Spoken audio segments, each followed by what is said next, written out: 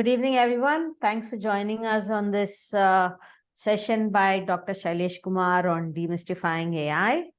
And while I'm introducing him, I'm sure a lot of you are streaming in and joining the session. And let's give everyone a few minutes to join in the session. And while we're doing that, I think India is doing very well on its cricket match. It's got 357 runs, and we've made it, I think, to the semifinals and finals. Sri Lanka should find it very difficult to defeat us with that run score. But that being said, probably Shailesh Kumar ji can give us some more odds on what India's chances are of winning. What does data science tell you, Dr. Shailesh? You don't need data science for this. You already know, right? But yeah, good odds. Yeah, very nice.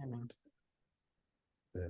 So while you're streaming in, so on this note, let me try and introduce Dr. Shailesh. He is, let me tell you all a story.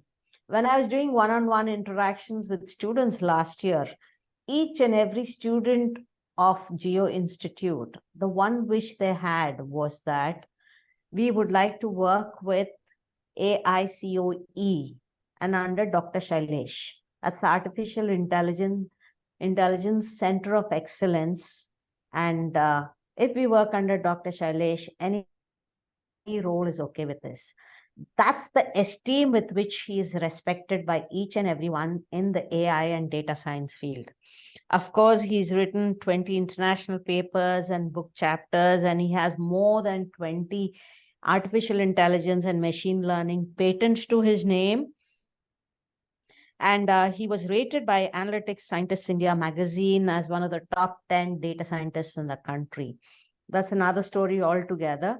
But for you, who are all going to be future students of AI, I think it is important to know that he is the most chosen person as a recruiter for a lot of them, so that they can learn from him and make their careers under him. And with that, I think we can, let's give it another 2 minutes, sir, and then we can join. Another interesting aside I would like to say is Dr. Shailesh Kumar is the chief data scientist at Geo, and he's mentored a lot of them. What's interesting is he has around 200 scientists working under him, and they're working on a range of subjects which are unimaginable to you. Let it be agriculture or drones. He's working on all these verticals with him. Let it be, data engineers, CXOs, business leaders, all of them are in some way or the other consulting with him to know more about AI and data science, and it will help you all a lot in your careers. And as you know, GIA has a program, 1-year full-time residential program in artificial intelligence and data science. And this is the future.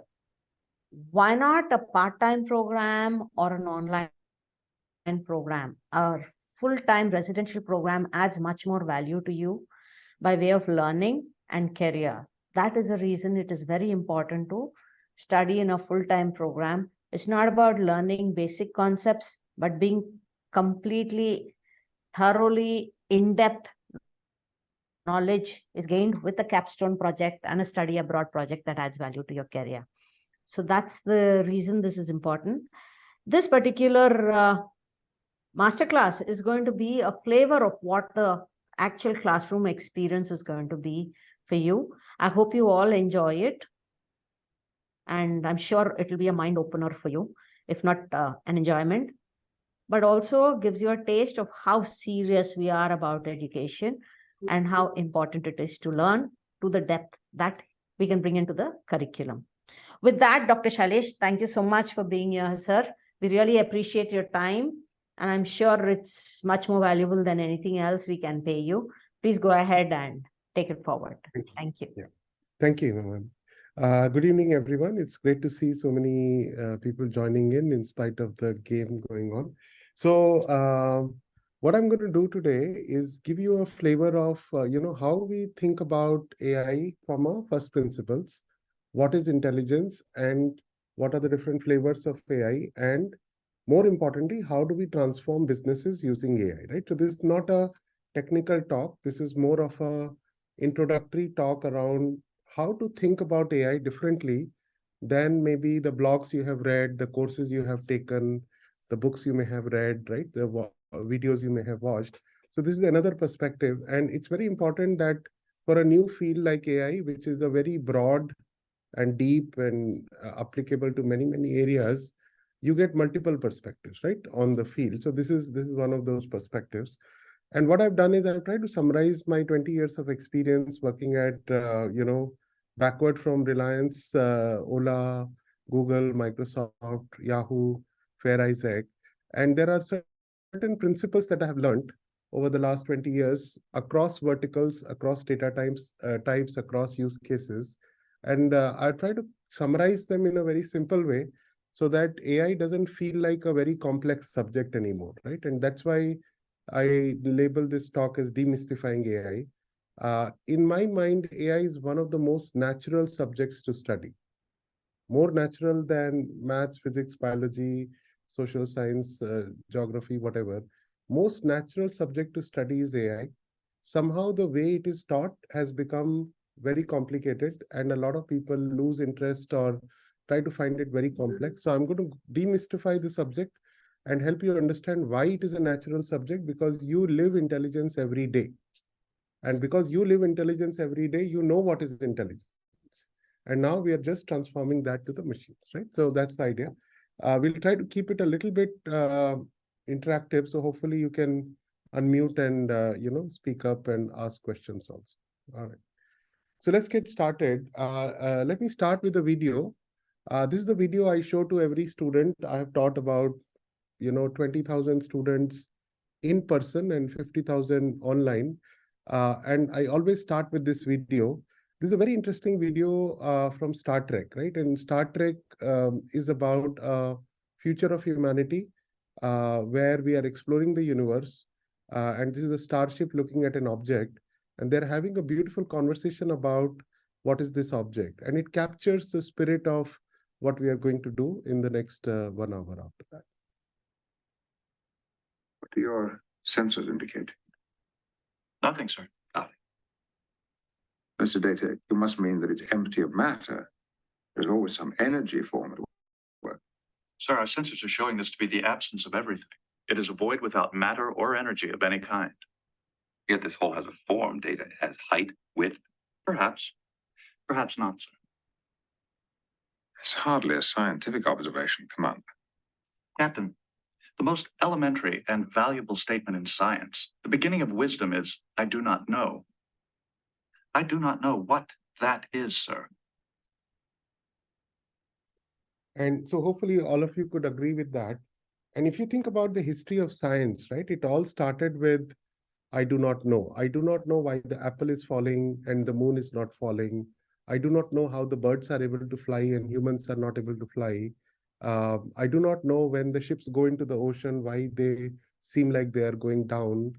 So this I do not know is the beginning of a quest for mankind in any direction. And that is what is the spirit with which we should study science and data science, right? And throughout my journey, I kind of imbibed this notion that whenever I changed my, vertical from search engine to fleet management to retail to telecom, I start with this attitude that I do not know what the domain is. I do not know what the data is going to tell me, but I have the tools that I can use to find out and discover beautiful things and combine the domain and the data and the knowledge of AI to create amazing solutions, right?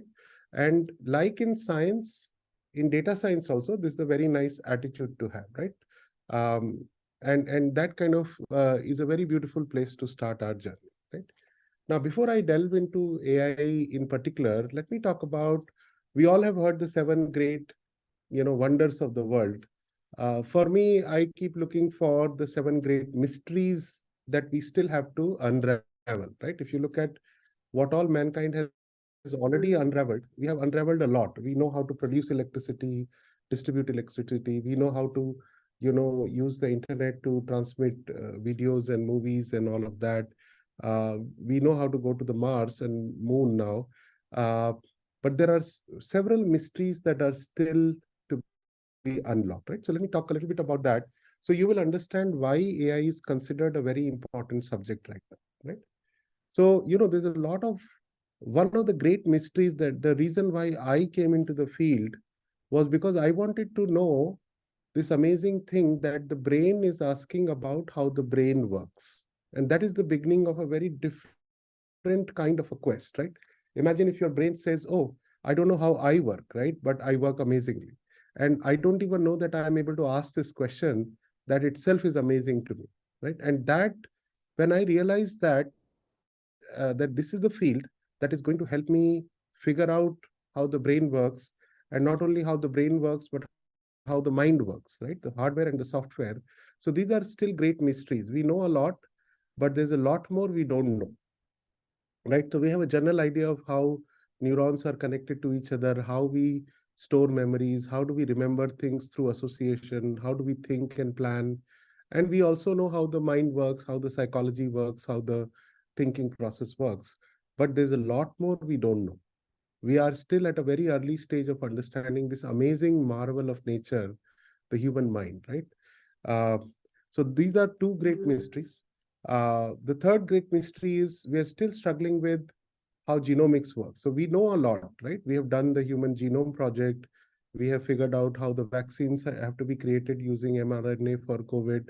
So we know a lot in genomics, but there's a lot more we don't know. There's a whole dark matter in our genome which we don't understand yet, right? And I'm sure there's some valuable information there, but we know very little of our own genome.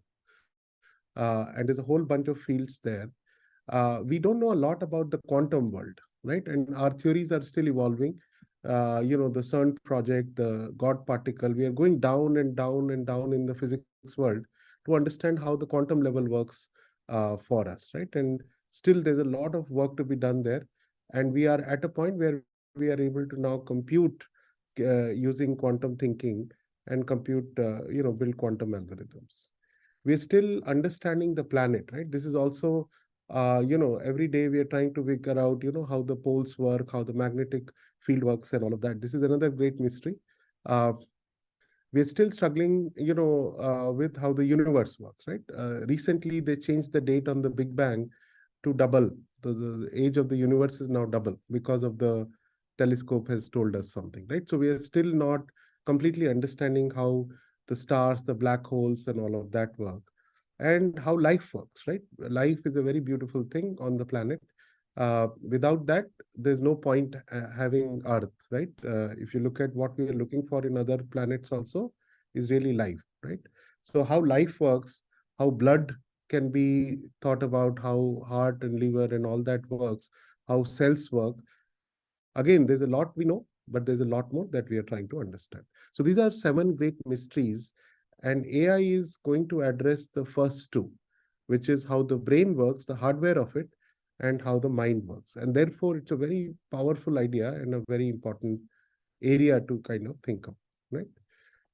So what is the context in which we are, right? If you think about the amount of number of technologies we are surrounded with all the time, right? We have internet connectivity, we have telecom connectivity, we have devices, everybody has average 1.2 cell phones. Uh, we have cloud computing, we have AI, ML, we have IoT, we have blockchain, 3D printing, AR, VR. This is a beautiful time to be around, right? We are surrounded by some amazing technologies, and any product, whether it is Swiggy, Zomato, or Zoom calls, is using multiple technologies to give us the experience that we are getting. And this is something we have to appreciate, how these technologies have evolved and how they work together to create the magical products and platforms that we use every day, right? And among these technologies, among all the technologies that are out there, AI is considered one of the most profound and different kind of technology compared to all other technologies. So if you think of telecom, 5G, 6G, it's just software. At the end of the day, it is just software working at an amazing scale and microsecond level. If you think about 3D printing, again, it's just a piece of software. If you think about the internet and the cloud, it's just software, right? But AI is very different. And this is the transition that we have to make in our thinking process. And, Sundar Pichai made this statement several years ago, and, you can watch his videos on this. And amongst all the things that mankind has ever created, right? All the way from flying objects to going to the different going to moon, internet, all of that, autonomous vehicles. He's saying AI is the most important thing humanity has worked on. And if you slowly sleep over this sentence for a month, you will really understand. And throughout this course, when we do this course, when you go out to work and change the world with AI, you will slowly appreciate what he's saying.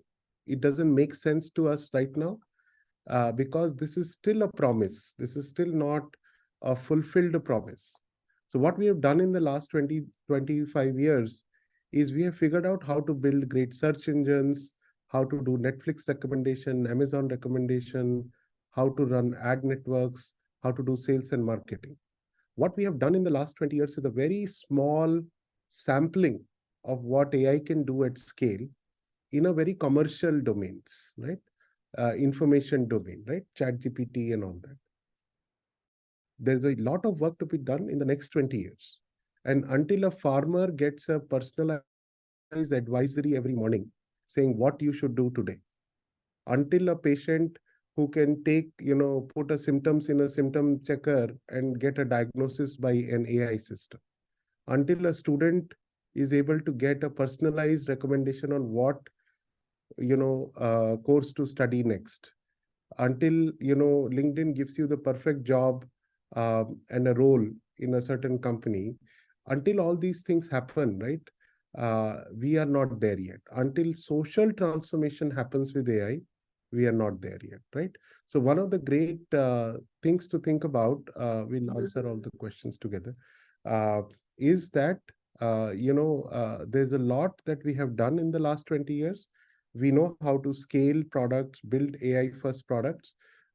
We scale at the planet level.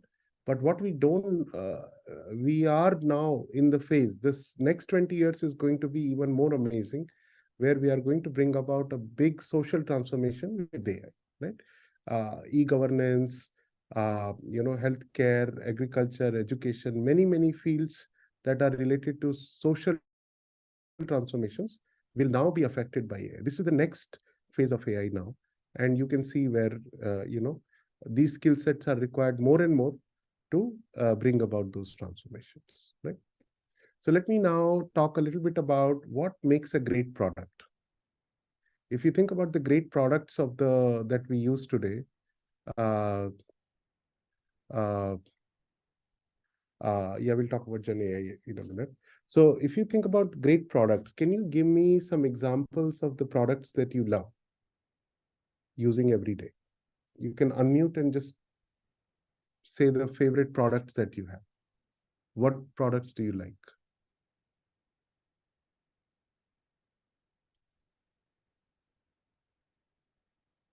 Are you able to unmute? Mayuri, can you unmute the audience? Or why don't you type out the things in the chat? Yeah, you Yes. can do that. Yeah, okay.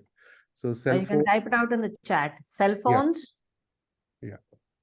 What else? What are your favorite products without which, life Gaurav would be has hard? said it's cell phones. Mm-hmm. We're waiting for others to type in.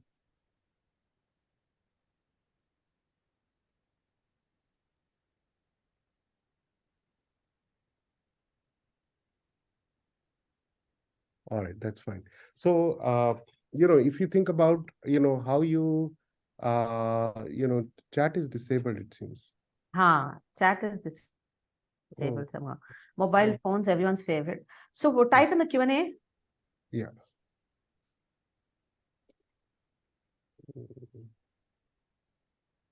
Geetanjali raised hand. Yes, Geetanjali. Okay. Yeah. We are not able to hear you. Smartwatch. Okay. Chat GPT. Sorry. Can someone enable the chat for people to send a message? Can we enable the chat? Yeah. Laptops, internet, smartwatch. Okay. For some people, chat is enabled. Hmm. Okay. Okay. Some people are not able to type. That's okay. So Geetanjali has raised her hand, but are we able to? Yeah, go ahead. Gitanjali has Geeta. said, enable the chat. And yeah, somehow this is not going chat. Gitanjali, you can unmute yourself. We have given you permission to speak. See, everyone can put, their thoughts, what Shailesh sir is asking in Q&A section. So you can, everyone is allowed to type there. Or Gitanjali, you can unmute yourself and share your answer, please. Okay, so I don't know what makes a great product. Would be, I think, the way e-education is developing, but yeah, I'm not fully satisfied with it right now. But yeah, I think that's a great product to have. Where today, I think schools are, I think, going to school digitally. I don't think it's deriving the full scope that it can. And the pandemic showed us that, okay, schooling could be great too. But I think that's a great product in development. Yes, very nice. Yeah. Education is going to see a big transformation in the next few years. Yes. Okay. What else?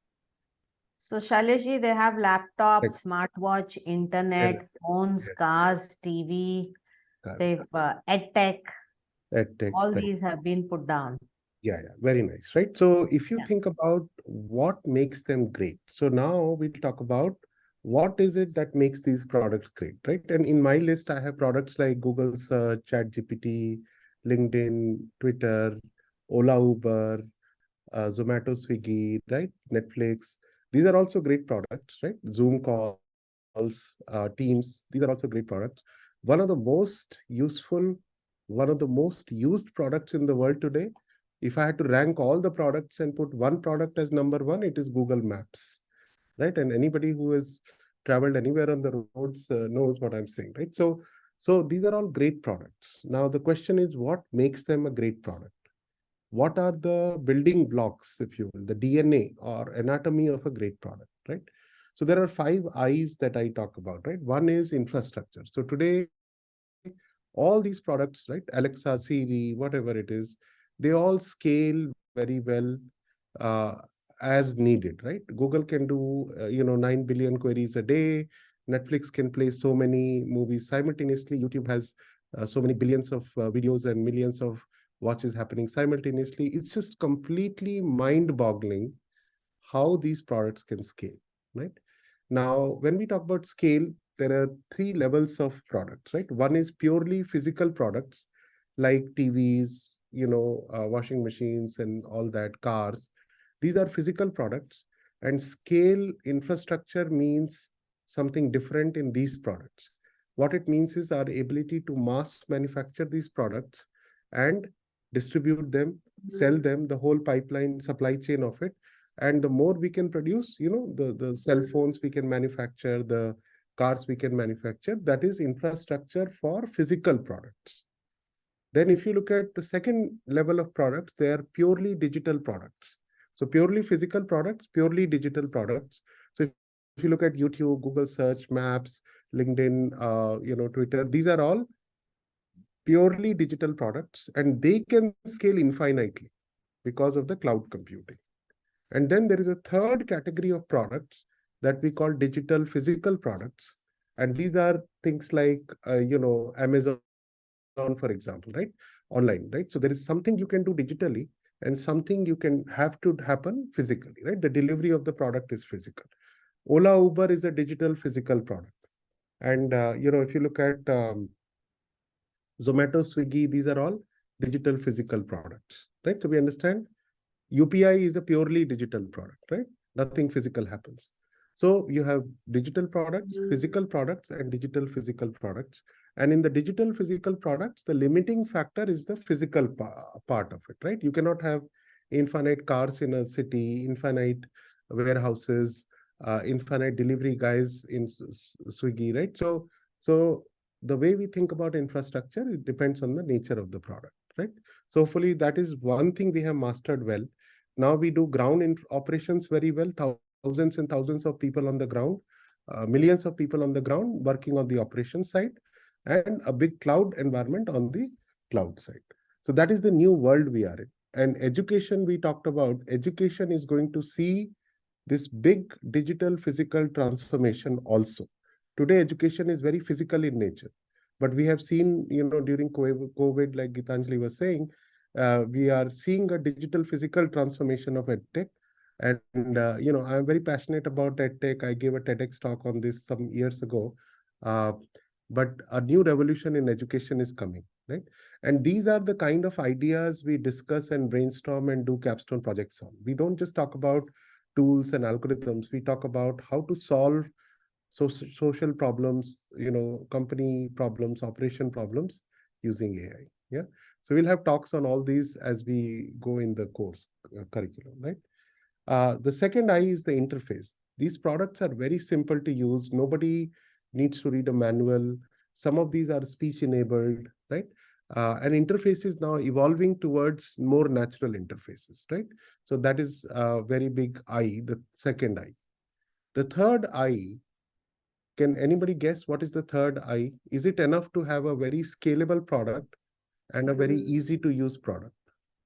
Do you need something else? Yes. Yes. What is the third I you think that we need? So if YouTube was very scalable and very easy to use, is that enough? Integration? Integration is the fifth I. Very good. What is the third I? What is even more important than integration before we go there? Why we are all here?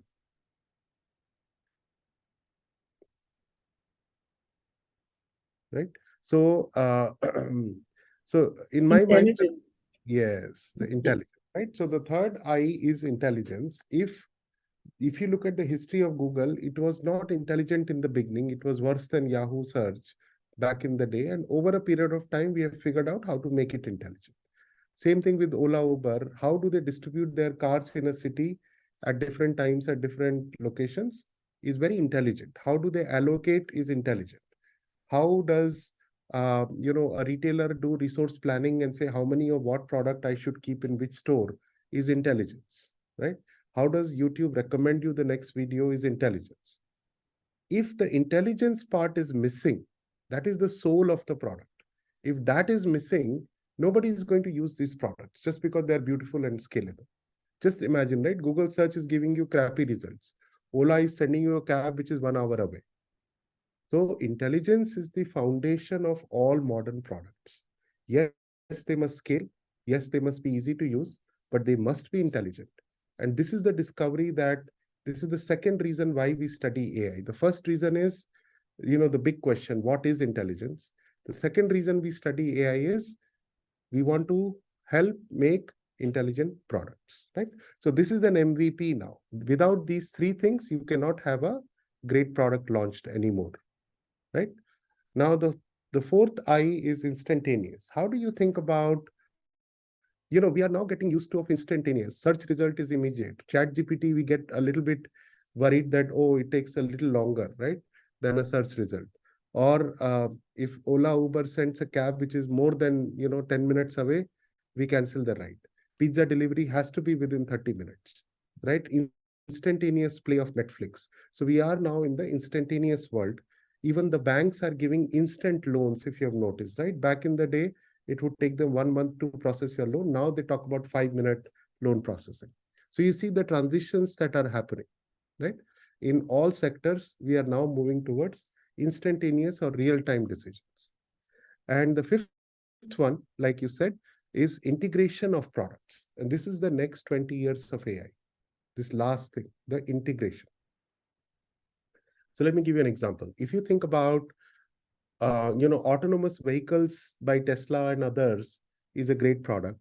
GPS by itself is a great product. Google Maps by itself is a great product. Insurance companies and automotive repair companies are all great products by themselves. If you don't integrate them into a single whole, they will remain individual products. Now imagine an integrated product that says, I'm going to route everyone globally, or based on within the city, based on the overall optimization, not your own optimization, for example, right? How about a smart city? Can we think of smart city as a product? Today we think of a building or an air-conditioned building or a vehicle or a cell tower as a product. But if we integrate all of that, we get a smart city. How do we think about agriculture as an integrated product? Not just a drone here and a tractor there and a seed delivery system there, right? Integration is going to be the next big wave of innovation. And in a way, what I keep saying is we know how to build the cells and tissues, but we don't know yet how to integrate all of them to build a full body. And that's what the next 20 years of AI will see. We are going to build very complex integrated ecosystem. An example of that is a hospital.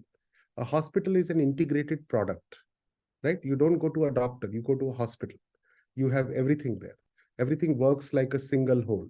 If you look at airline industry, it's an integrated product. The moment you book your ticket till the moment you get out of your airport, finish the ride, you are part of that ecosystem.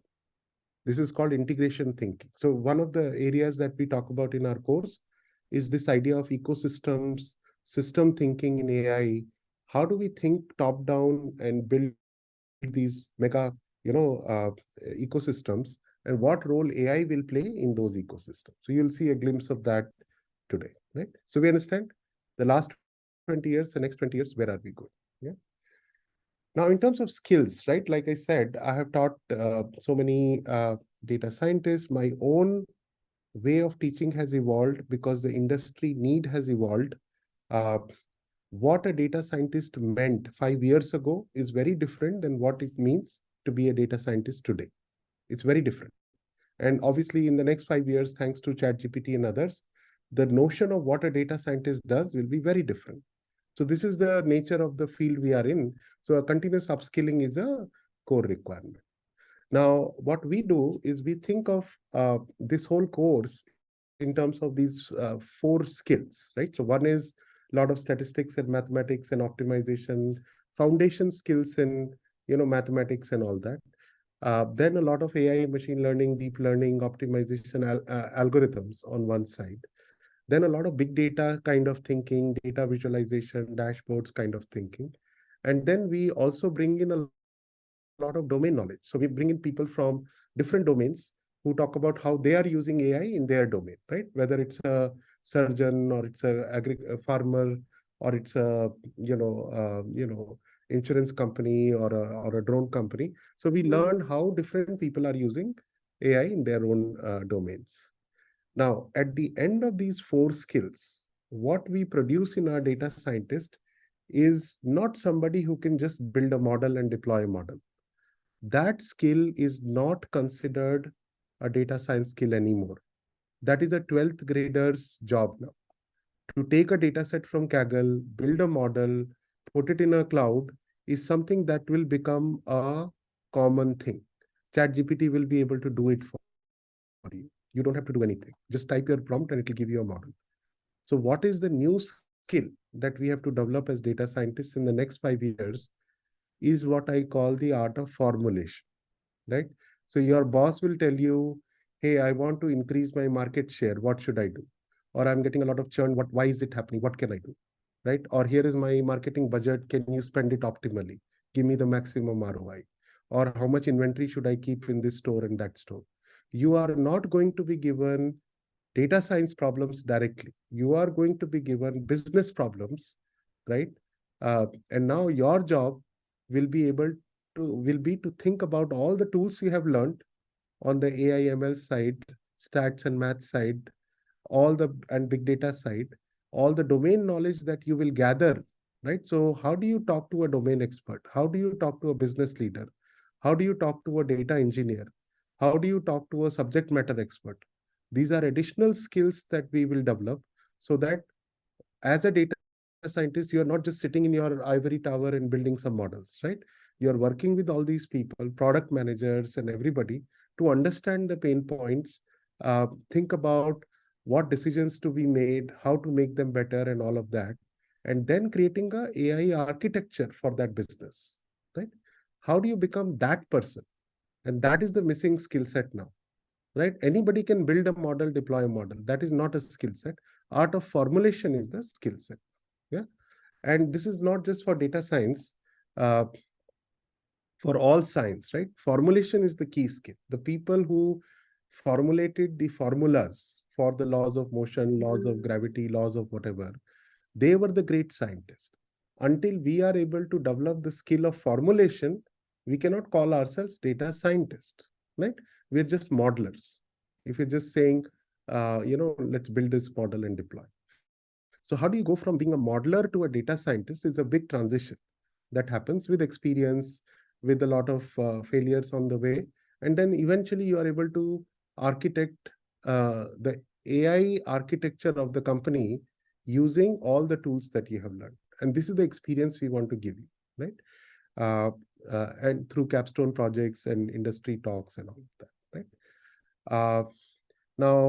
If you think about the art of formulation, right? So this is the kind of things that people are asking, right? In the business world, they're not asking, do a clustering or, do an outlier detection or build a reinforcement learning model. They're not asking the specific tools, right? They're asking, like a carpenter is asked, build me a bed. Then we are not saying use a hammer, use a chisel, use a saw. We are just saying to the carpenter, build a bed. So that is the level of communication you are going to receive. How are you going to work with that level of communication and go through your journey of building such great models, right? So that is the next big skill set that we want to develop. And you can use that skill across domains. It doesn't matter whether you come from one domain or the other, you can develop those, apply those skills, right? So what does formulation really mean? If you think about the word problems that we used to do back in the day, what is the hardest part in a word problem is not solving it, but formulating it and saying what are the variables, what are the constraints, what is the relationship between the variables given the constraints. And now once you have the equations, you can send it to any solver, it will solve that. Solving this equation is easy. Kind of like saying building a model is easy. But which model to build? Which output of which model will go to the input of which model? Those are the higher level design questions. And in the post ChatGPT world, humans will take more and more the role of a designer than executioner, right? And that is how the higher order thinking skills have to be developed through these kind of courses, right? Now, let me, okay. So let's talk about quickly, AI as a technology. Then we'll talk about AI as a philosophy. Then we'll talk about AI as a collection of tools. Then we'll talk about AI as a process, right? So we'll talk about AI in different ways. So if you think about what is technology, technology is nothing but, uh, our own creation so that we can extend our own capabilities into machines, right? So the idea is I cannot lift heavy things. Let me make a crane. Let me make a lift. Let me make a, car because I cannot move very fast. Let me make an aeroplane. So, or a microscope or a telescope. Whatever humans do, can we do it at a much higher rate, much better scale? Is technology, right? It's an extension of who we are into machines. Now, if you think about that definition of technology, then it's very clear that AI is a very special kind of technology, which is extending our most cherished quality. What makes humans amazing on this planet, apart from every other species, is not our ability to walk and run and see, because there are many animals who can see better than humans, move faster than humans, lift more heavier things than humans. What is it that makes us more special is our intelligence, our ability to learn and think and all these things, right? The process language and speech and all that. That if we can extend to machines, that is what makes AI amazing. And why is that so? Can anybody tell me why this particular idea of AI being a technology, outsourcing our human intelligence into machines, why is that a big deal? Can you think about that? Why?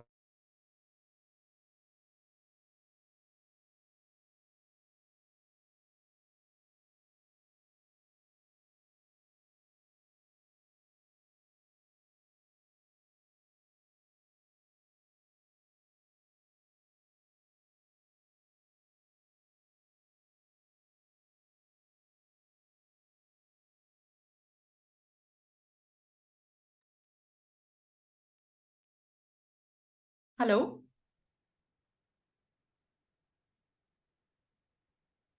Hello. Ma'am, is there any technical glitch from Dr. Shailesh, sir? Yeah, I'm calling him. Okay, okay. I would request everyone to please hold on for 2 minutes. We are just checking about the technical error, and soon we will start the session back again.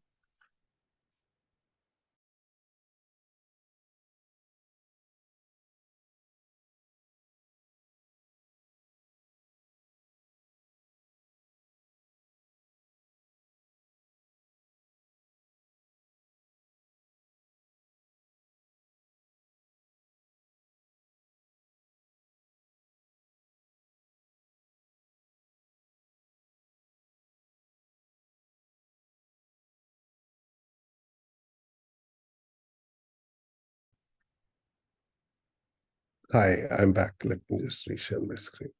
So any thoughts on that? Let me reshare my screen.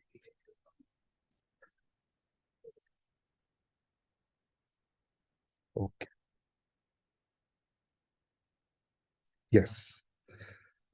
Okay. So tell me why it is so much, why is this a profound moment for us that we are able to transfer our intelligence into machines?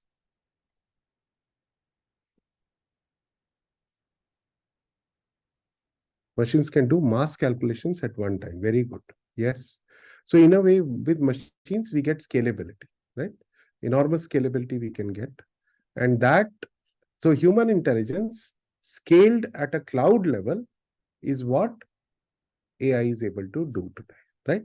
And if you take ChatGPT as an example, right? Think about how many papers, books, an individual human can read in a lifetime versus AI can read in a couple of hours, all of it, right? Humans will forget certain things, remember certain things, connect only certain dots. And if you think about research happening today, it's a very serendipitous process, right? Somehow scientists have read the right papers, connected the right dots, remembered the right things in that right moment, and a big insight came to them. So today, science, the way it is done, innovation, the way it is done, is very serendipitous. But now imagine if AI can read all the papers that are coming every minute, conferences are happening, new ideas are getting out, patents are getting published, right? And AI is consuming all that. And AI is building a big knowledge graph. And AI is able to connect all the dots and find the gaps and says to a human, hey, do this experiment in the lab. If you do this, you win a Nobel Prize for new drug in cancer. Everything else is already known, right? Can you imagine that possibility? So one of my next prediction, I predicted a ChatGPT-like system 5 years ago.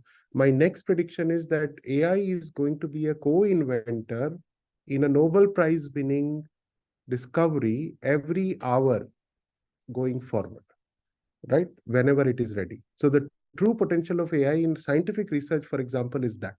Why? Because humans have now transferred the amazing ability to think and read and understand papers and create new stuff into machines, right?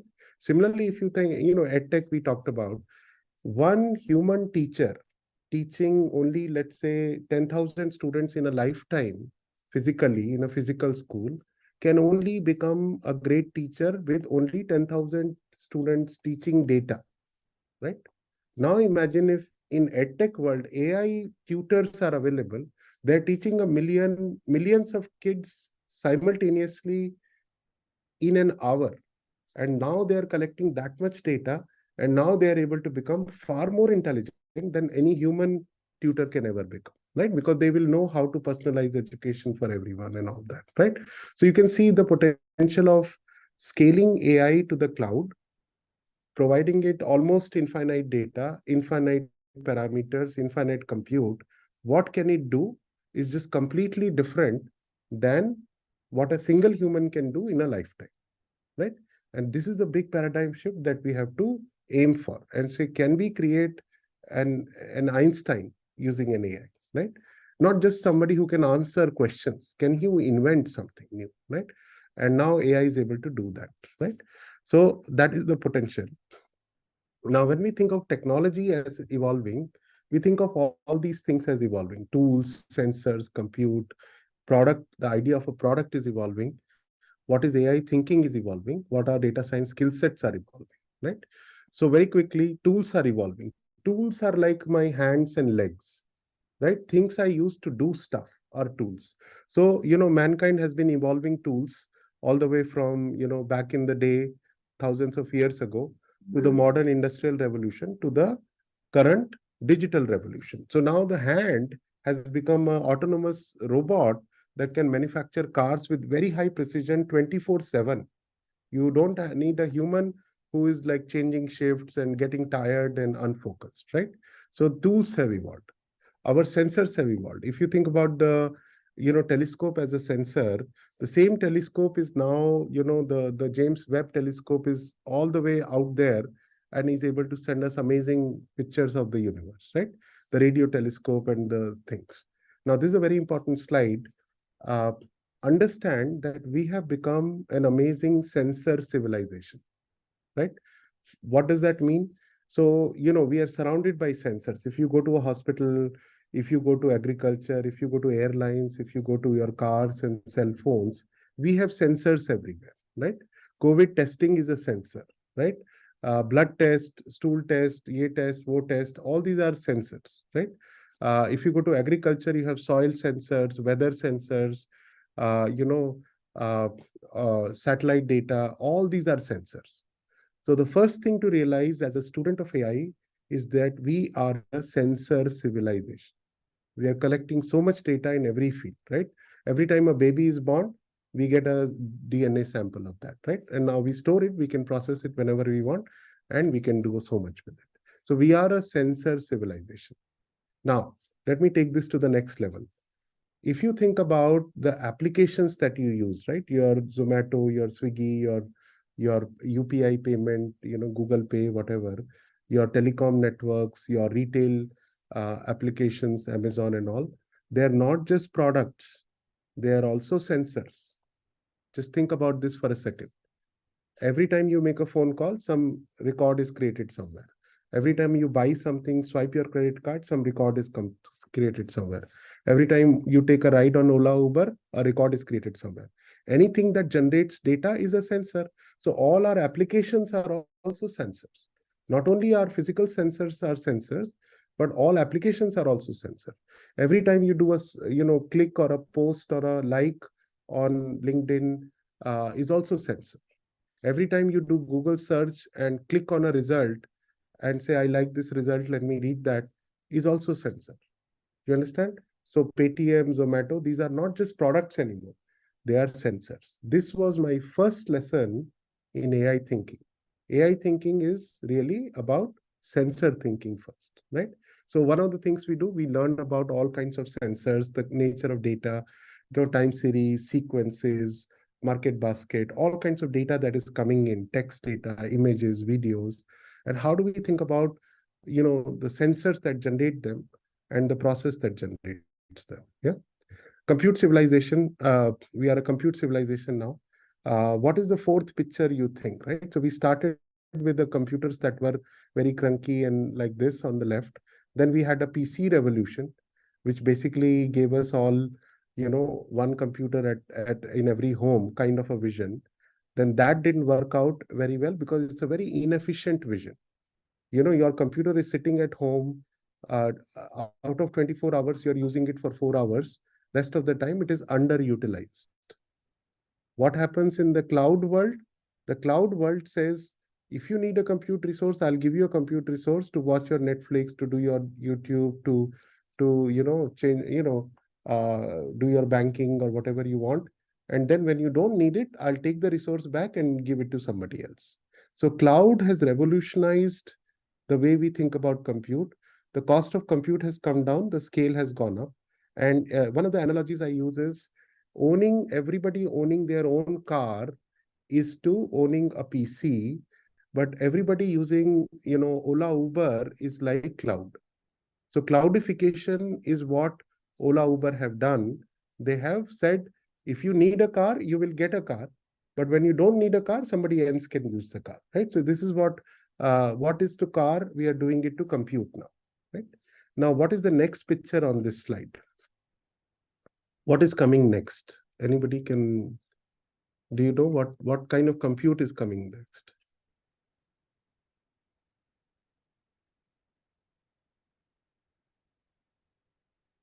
Yes, Gitanjali?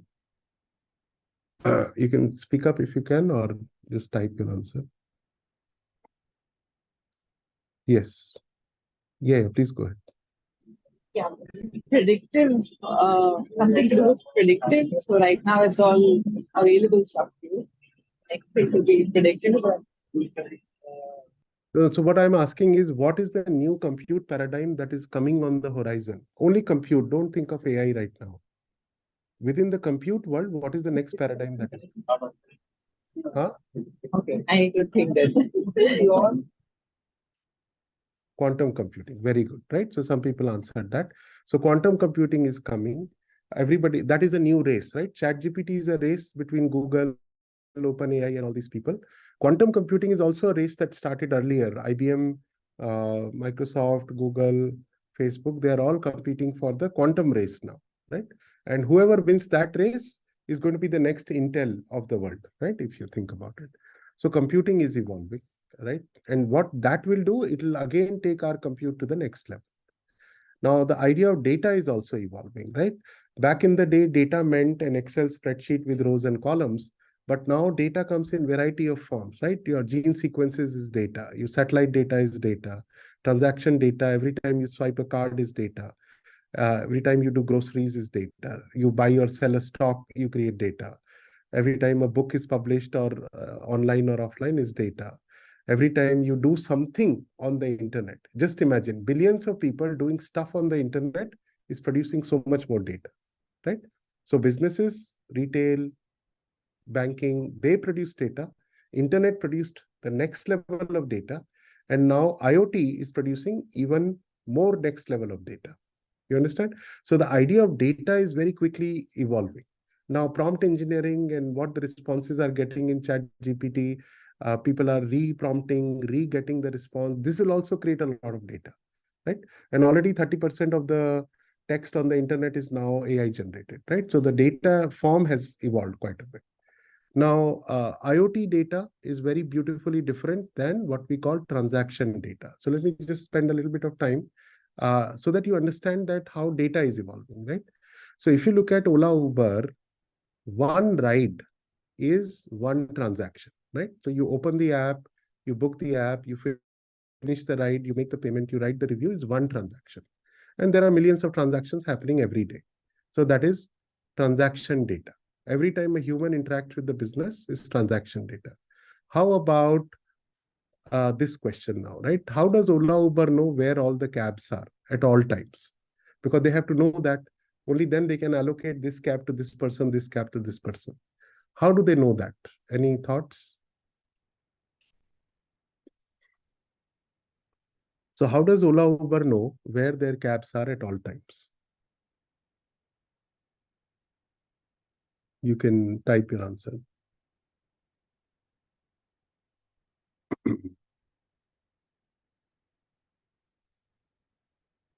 Rider's cell phone, right? Very good. So not the rider's cell phone, the driver's cell phone, because riders will go out, cabs are still around. Empty cabs, you still need to know where they are, right? So what they do, every driver app sends every 6 seconds, sends a ping to Ola, Uber saying this is the cab ID, this is my lat long, this is the timestamp, and this is my current status. I'm free, I'm in a ride, I'm taking a break, whatever, right? Every 6 seconds, every cab on the platform does this. Not because there is a ride coming, but because it's a heartbeat of the system. You understand? And that's how Ola, Uber knows exactly where the cabs are, right? And that's why you will see that when the cab is coming towards you, every 6 seconds, the location of the cab will be updated, right? So you will know that. So that is called IoT data. IoT data is like the heartbeat of the system. So satellite data coming to us all the time is IoT data. Your wearables collecting data all the time, right? Your sugar sensors, your whatever other heartbeat sensors and all, they're all IoT devices, right? Soil IoT devices. You put them on the ground and say, what is the sodium, potassium at this every 6 hours is an IoT device. So we understand IoT devices and transaction data and IoT data. Now, in the Ola or Uber example, can you tell me which data is going to be more? Transaction data or, yes, transaction data or IoT data? You understand? There are transactions happening every day in Ola Uber, and there is IoT data collected for every cab every 6 seconds. Which of these two data will be more?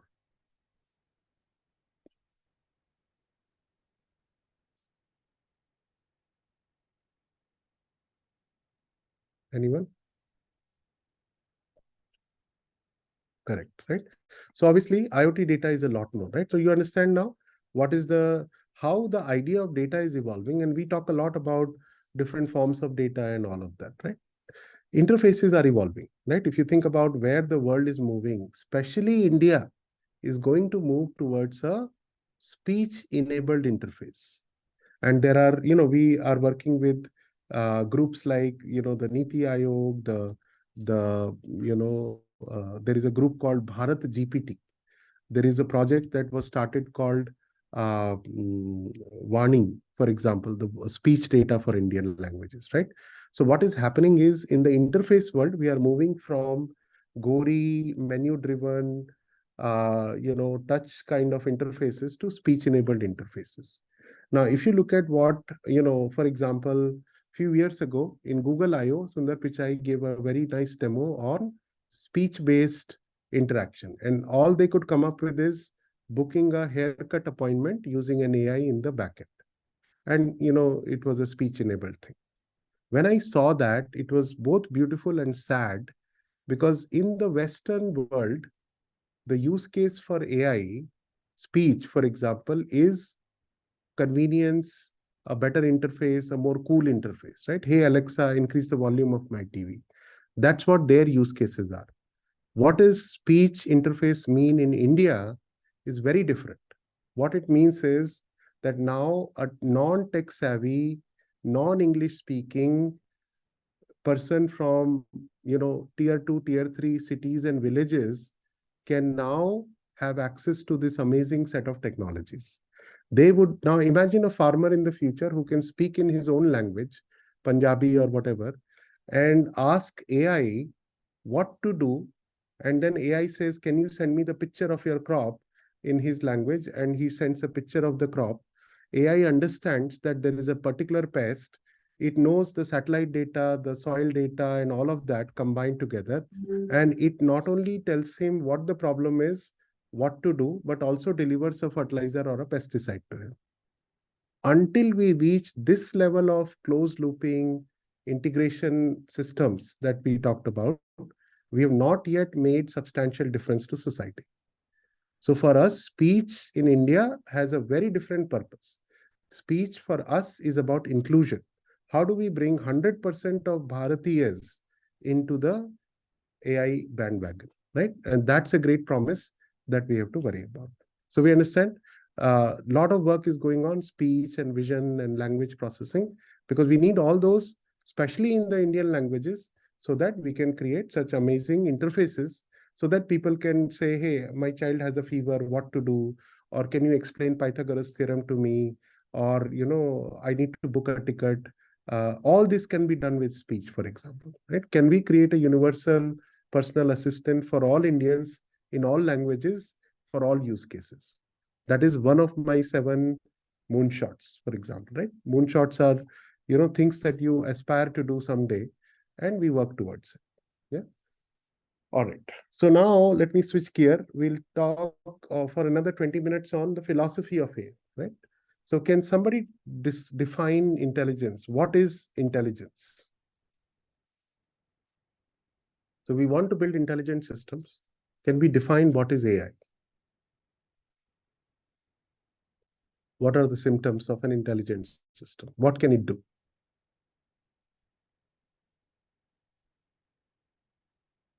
Any thoughts? Processed information, okay.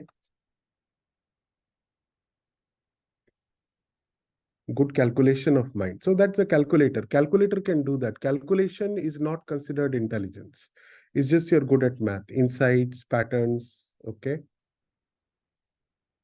What else? Ability to learn, very good, Krunal. Yes, yes, Sarvaj. Work by itself, autonomous, yes. Ability to learn, yeah. Find patterns and insights, solve problems, yes.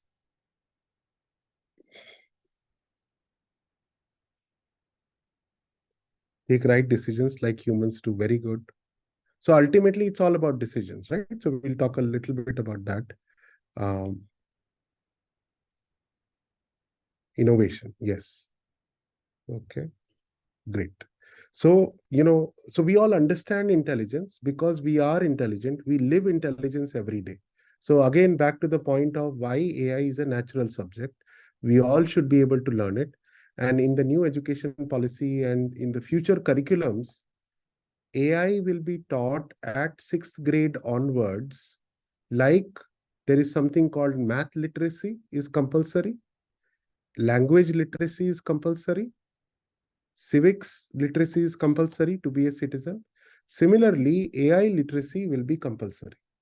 So 6th grade onwards, we are now working with the government to create a curriculum for AI so that starting from 6th grade onward, these ideas are introduced into children. At this stage, we are very late. You guys are very late that you are starting AI learning now, right? So we have to catch up a lot. But in the future, this will start early. It is such a horizontal skill. The need is so high, and the value of doing this well is so high. This is a new arms race in the world right now, right? Who is the most AI savvy country in the world is going to dominate the world economy, both politically and every other way, right? So therefore, it's a big race going on, and India has decided, all the way from Prime Minister to a student like yourself, we have decided that we have to be ahead of this race, right? So that is where we are coming from, right? So in my mind, there are 5 levels of intelligence, right? Somebody talked about the ability to learn. So we all are able to learn things, right? Learn to read, learn to write, learn to understand images, objects, learn to do cause and effect relationships. So we are learning all the time, right? Ability to learn through examples is the first skill or a sign of intelligence, right? The second is the ability to understand whatever data you are receiving through your senses, your smell or ear or whatever, right? Vision. You are able to understand that. Similarly, can we understand a gene sequence and say what kind of COVID variant it is? Can we understand the data coming from space and say this is a particular type of black hole or a starburst, right? Can we understand the videos that are put everywhere so that there is no human watching the video? And if something wrong is happening in a video, automatically the alert goes to a local police station, right? If a mother lost a child, can she upload a picture and suddenly the thousands of cameras in the city are looking for that child? That is understanding. Can you understand faces, recognize them, right? Third is the ability to think, right? We saw somebody talked about innovation and problem solving. So when we do a task which requires a sequence of steps, playing a game of chess, cooking something, solving a math problem, finding a cure for cancer, working on your agriculture so that the crop is better. These are all sequential actions. Education, healthcare is a series of actions. Building a career is a series of actions. Wherever a series of actions is required, it's a thinking process. And that's a different kind of AI than understanding and learning. Then the fourth level is creativity. Creativity is when you just give it a prompt and it generates something, right? Like a story or a poem, like ChatGPT, right? Or music or a video or a caption. Can you generate something? Now, the moment we are in the AI world, right? In the post ChatGPT world, we have now crossed the fourth level of intelligence, which is creativity. Why is everybody so excited about it? Because we have cracked the fourth level of intelligence. This is a very important milestone. Until then, 10 years, 5 years ago, we were only able to do learning, understanding, and thinking. We were not able to generate images. We were not able to generate music, generate, text. Now we are able. And now think about it. When you are able to generate, right? When a kid is learning language, it's not just about understanding text, not just about reading comprehension. It's also about writing a poem, writing a story, writing a debate, writing a letter. Without creativity, AI is incomplete. And that is what we have achieved now. And therefore, it is a very great moment to be studying AI and look at AI from this angle, right? Now, the fifth level is what everybody is worried about, which is consciousness, right? And when AI will become self-aware, and if you have not seen movies like I, Robot or many of the Isaac Asimov movies or, Odyssey 2000 or something, you should watch these movies, right? You should look at some of the futuristic ideas. Isaac Asimov, you should read about what Asimov has thought about AI in the future. And there they talk about emotional intelligence, right? Consciousness, empathy, survival instinct, right? Self-awareness. These are beautiful ideas that are both dangerous and very powerful. And when I say these 5 things, I'm not just talking about artificial intelligence. I'm also talking about human intelligence. When we grow up learning these 5 skills, right? And you must have seen how kids create the painting, and when the same kid becomes a great artist later, his creative side goes all the way, right? So this is the promise, right? We are going to learn about different types of intelligences in the course, and we are going to create beautiful products and platforms to transform both society and industry going forward. So the question is, how do we use all these, understand all these things, and then develop our skill set to become a AI architect who can architect the new systems for the future. Yeah. So in the interest of time, I mean, this is a very long lecture, so I don't want to take up all your evening. So let me stop here. This is a teaser of what the course is going to do. This is generally my first lecture in the class anyway. So you've already attended my first lecture in a way, right? And now you will see where this is going. I can now take questions about, the course, any questions you have here, and then we can close. Yeah.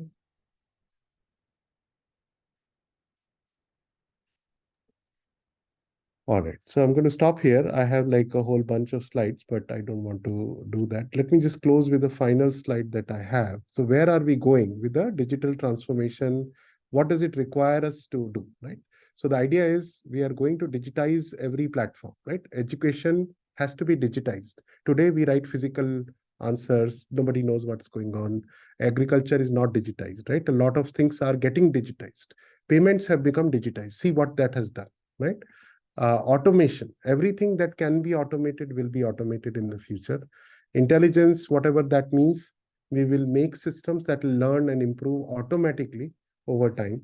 Democratization, everybody should be able to create AI and consume AI, right? So that is a very big theme for us in Geo Institute. How do we democratize the idea of AI?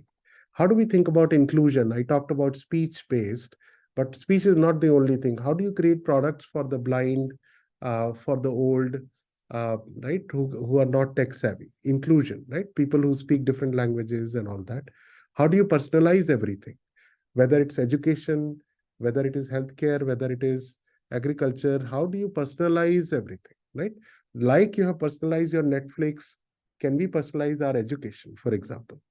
It's a very sarcastic question, that we have done amazing stuff in personalizing something as trivial as our home screen on Netflix, but we have not yet personalized our education system. So I'm with you on the edtech side, that we have a lot of work to do. I work with at least 4 startups and Imbibe to help do this personalized education systems, right? And finally, how do we build trust in AI, right? If you don't trust what AI is telling you in terms of a farmer advisory or a medical advisory, how is it going to succeed, right?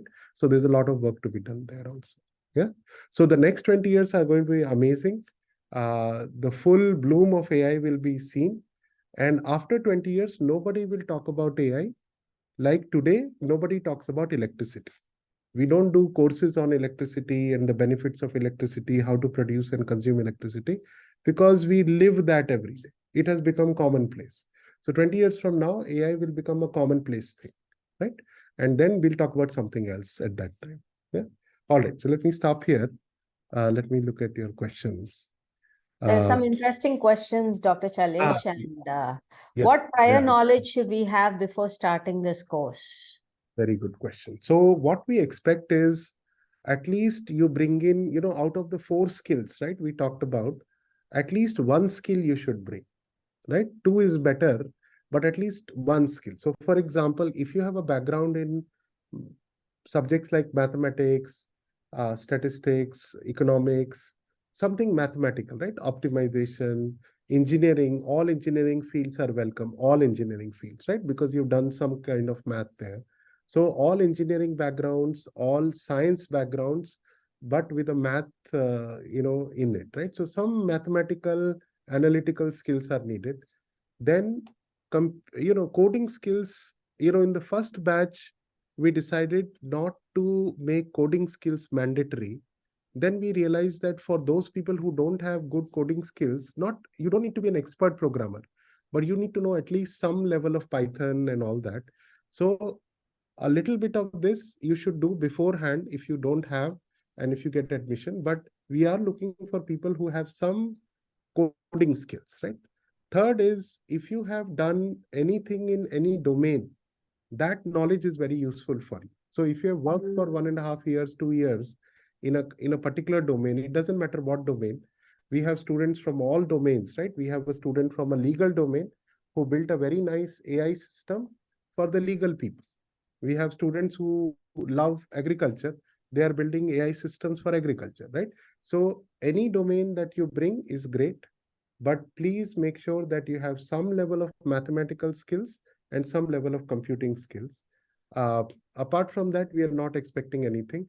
We are going to give you foundation courses in the beginning and before the whole thing starts, so you can develop those skills, beforehand itself. Yeah.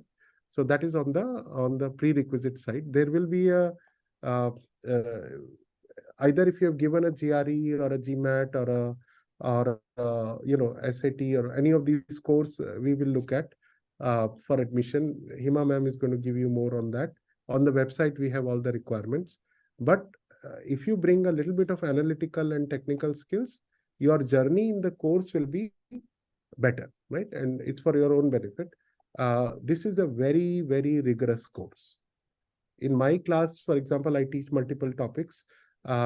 It's very mathematical. So if you're not comfortable with rigorous math, then it'll be a very heavy duty course for you, right? So we are not, teaching some shallow stuff and, learn some APIs and become a data scientist. So it's a very rigorous course. So be prepared for a lot of upskilling yourself again in the 11th and 12th grade math, right? So that is kind of very good to have. And you can always learn that if you didn't learn that. Yeah. But we are not going to exclude anybody, but we'll see during the interview process and your, exams, entrance exam, we'll look at some of those scores and make a call whether, you'll be able to handle this course or not. Yeah.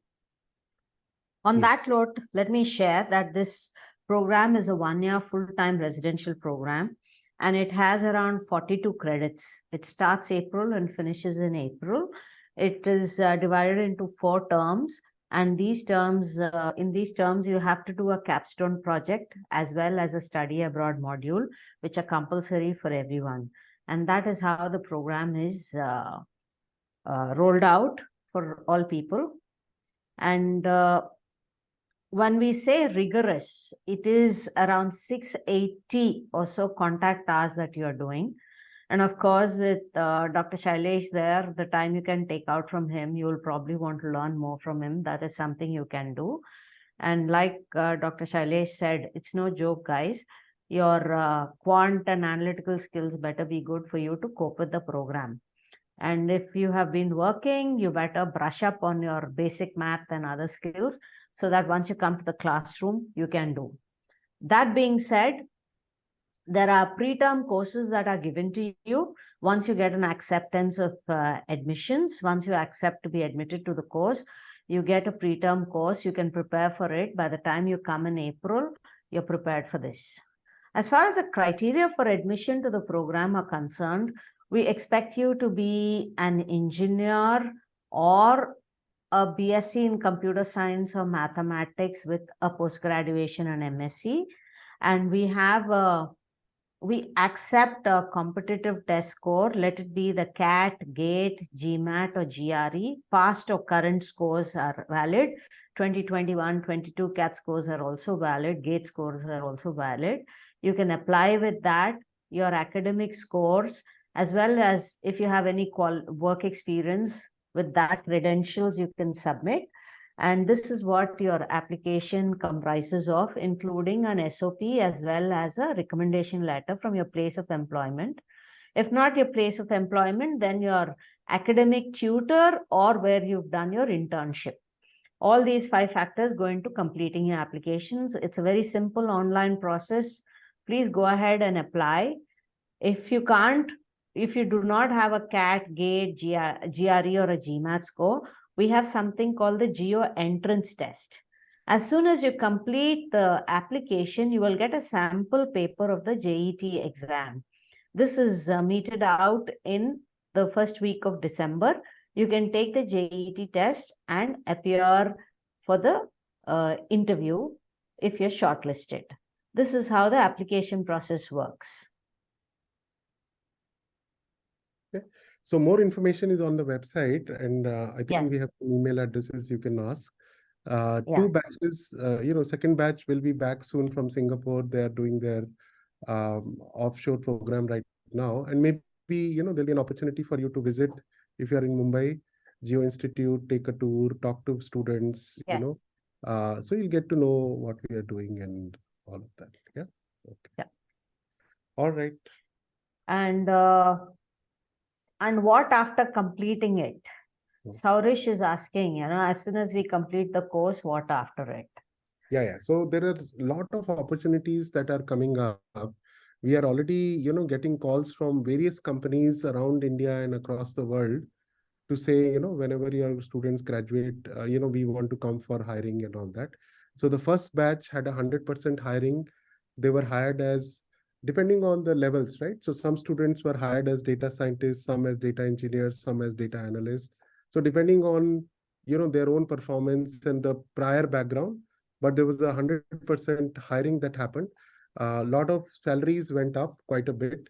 And, now these people are, working in different companies and all of that as data scientists. So I think hiring is going to be, if you do well, right? Let's say B+ grade GPA, then, you'll be very easily absorbed into a substantially higher paying job compared to most jobs that we have now, right? So that is one good thing. And the second option is if you want to work in a company and do data science job, that is one option. If you want to do research, we have very nice faculty working on beautiful projects. You can work with them on your capstone. If you get a published paper, if you have aspirations to do a PhD, we would help you to get, letters of recommendation and all that, and build up your research career, right? Currently, we don't have a PhD program. We may start one soon. But if you want to do research, is one option. If you want to do your job in a company, that is one option. If you want to be an entrepreneur, right, and say, no, I don't want a job or research, I want to start my own company, I have some ideas and all that, we will help you get through that. So some of the courses are for those people, like leadership skills and startups and how to do startups and all that. So you can have that option also. So 3 options are available as an exit strategy, right? Hardcore data scientist, researcher, or or an entrepreneur, whatever you want to do, right? Because all of us are different, all of us have different ideas of what we want to do next. Okay. Anything else? Questions?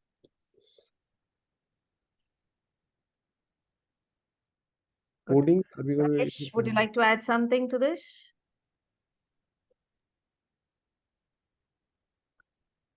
So it's the last 10 minutes. Thank you all for joining us on this particular day for this session. I hope it was valuable for you and gave you a lot of insights into how the program and the knowledge sector that you're going to get into.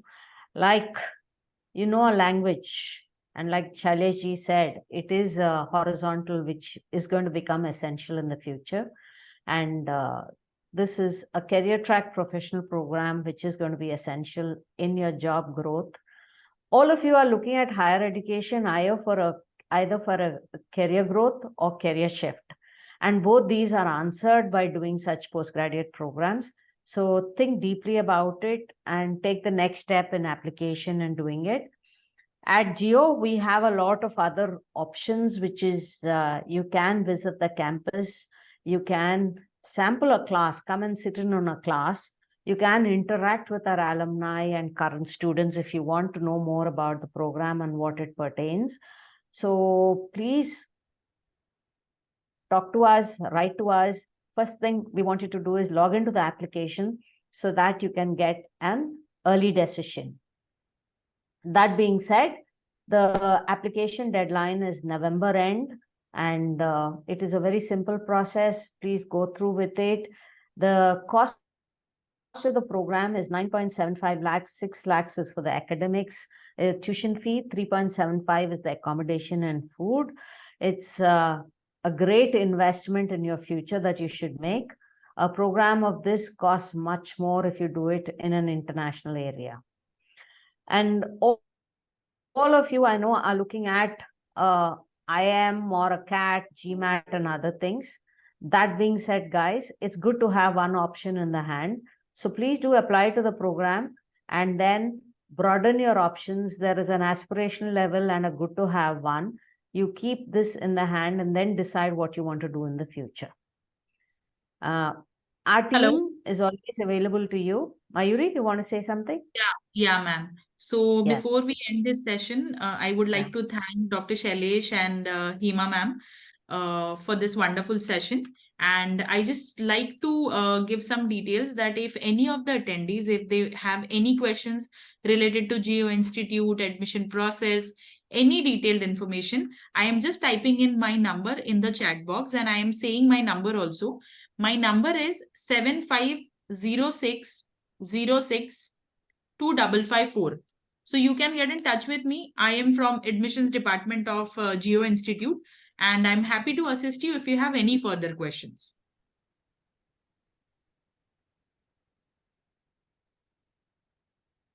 So thank you, everybody. And Shailesh ji, thanks a ton. As always, we owe you one. Yeah. Thank you. Thank you. Bye. Thank you.